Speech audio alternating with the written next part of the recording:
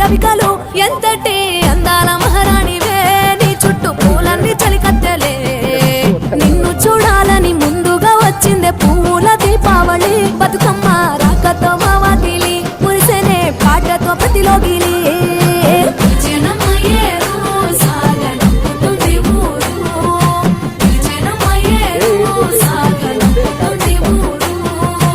అలల మీద ఊయలూగి ఆటాడుకోవే అని